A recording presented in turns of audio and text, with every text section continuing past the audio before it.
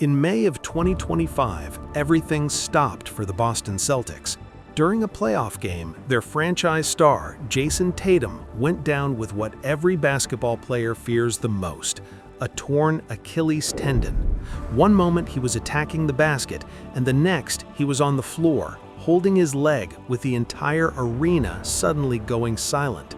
For players at the highest level, an Achilles injury is one of the most devastating setbacks possible. Historically, it has ended seasons, derailed careers, and forced many stars to spend nearly a full year fighting just to return to the court. The timeline is brutal: surgery, months of rehabilitation, endless conditioning, and the constant uncertainty of whether a player will ever look the same again. For the Celtics, the timing couldn't have been worse. Tatum wasn't just their best player, he was the centerpiece of a championship contender, a perennial All-NBA talent, and the engine behind Boston's title aspirations.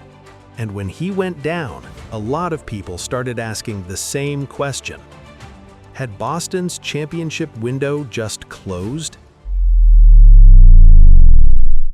The injury happened on May 12, 2025, during the playoffs. Surgery followed the very next day, beginning what would become months of recovery and rehabilitation. In most cases, players need somewhere between 9 and 12 months to return from an Achilles tear. Some take even longer. And even when they do come back, it often takes time to regain rhythm, explosiveness, and confidence. So, naturally, expectations were cautious. Many analysts assumed the Celtics would have to survive the season without their superstar playing at full strength. But then, something unexpected started to happen. The recovery process moved faster than anyone anticipated. And after months of rehab, training, and preparation, the moment Tatum had been waiting for finally arrived. Less than 10 months after one of the most feared injuries in basketball, he stepped back onto an NBA court. But the real story isn't just that he came back, it's how he came back, and what his early performances might mean for the Celtics' championship hopes this season. Because the numbers since his return are already starting to tell a very interesting story, and to understand why analysts across the league are suddenly paying attention again, we need to look at what happened the night he returned. On March 6, 2026, something happened that many people around the league did not expect to see so soon. After months of recovery, rehab, and uncertainty, Jayson Tatum finally returned to the court for the Boston Celtics. His first game back came against the Dallas Mavericks, and the moment itself was already remarkable. It had been only 298 days since his Achilles injury during the playoffs in May of 2025. For context, most NBA players need somewhere between 9 and 12 months before they're able to return from an Achilles tear, and even then, many struggle to look like themselves in the early stages. But from the moment Tatum stepped back onto the floor, it was clear that this night meant something more than just another regular season game. After everything he had been through, the surgery, the rehab, the long months away from basketball, he was finally back where he belonged. And while many fans expected a slow, cautious return, the performance that night immediately caught people's attention. In just 27 minutes of playing time, Tatum finished the game with 15 points, 12 rebounds, and 7 assists, just 3 assists away from a triple-double in his first game back.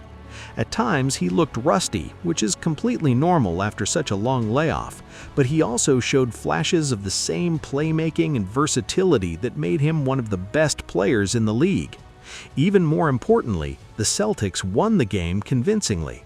After the game, Tatum spoke about the moment and how much it meant to him to finally be back on the court. He said, "I still got a long way to go, but this was a really good step. It's been a long time coming just to get to this point. Nights and days I dreamed about this moment. I was just grateful to be back on the floor playing basketball." It was a powerful reminder of how difficult the journey back had been. But what made this return even more interesting wasn't just the emotional moment, it's what started happening in the games that followed. Because over the next few matchups, Tatum began to show something that surprised analysts across the league. Even with a strict minutes restriction, he was already producing at a high level. And when you look closely at the numbers from his first few games back, the early signs start to become very intriguing.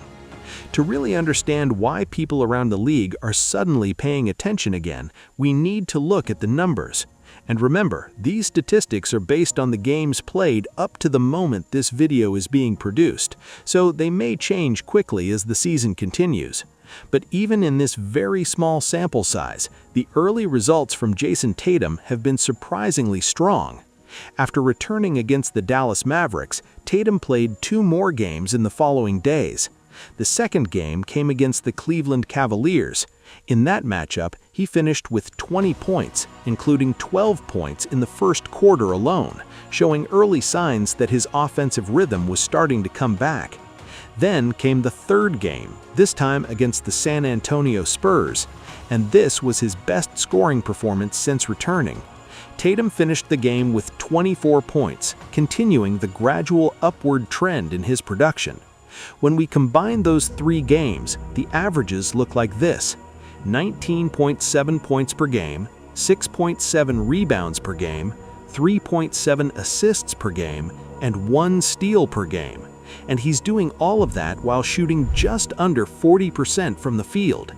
Now, at first glance, that efficiency might not look elite, but context is extremely important here. These are the numbers of a player who just returned from one of the most serious injuries in basketball after nearly 10 months away from competitive games. And perhaps the most important detail is this: Tatum is producing those numbers while playing only 27 minutes per game. For comparison, during his previous full season, he averaged more than 36 minutes per game. That means he is currently playing almost 10 fewer minutes than usual, which raises a very interesting question. If Tatum is already averaging nearly 20 points in limited minutes, what could those numbers look like once he returns to his normal workload? Even Tatum himself has admitted that the restriction has been frustrating. In one interview, he openly said, "The toughest part for me is just being on minute restriction. That sucks, quite frankly." But at the same time, the Celtics medical staff appears to have a clear plan. They're slowly ramping up his workload, making sure his body fully adjusts before increasing his minutes. Because the real goal isn't dominating games in early March. The real goal is having their superstar ready when the playoffs begin. And if the early signs are any indication, that plan might be working better than anyone expected. Something interesting started happening around the league after Jayson Tatum returned to the lineup. It wasn't just fans noticing his performances, the betting markets noticed too. Within days of his return, the championship odds for the Boston Celtics started moving, and the shift was significant. Prediction markets have reflected a similar trend, and analysts around the league have also been paying attention. ESPN analyst Zach Lowe described Tatum's early performances after the injury as legitimately shocking, considering how quickly he returned and how comfortable he already looks on the court. But the story in Boston isn't just about Tatum. Another key reason for their success has been the incredible season from Jaylen Brown. Brown has been playing some of the best basketball of his career, averaging around 28 points per game and carrying a large portion of the offensive load while Tatum was recovering. And beyond the star power, the Celtics have something that championship teams almost always need: defense. Boston has been one of the best defensive teams in the entire NBA this season, allowing roughly 107 points per game, which places them among the league's defensive leaders. That combination, elite defense, star talent, and playoff experience, is exactly what makes this team dangerous. Because the Celtics actually don't need Tatum to be at 100% right now.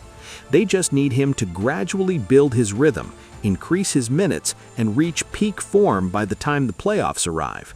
And if that happens, Jayson Tatum's Achilles comeback could become one of the most remarkable stories of the entire NBA season.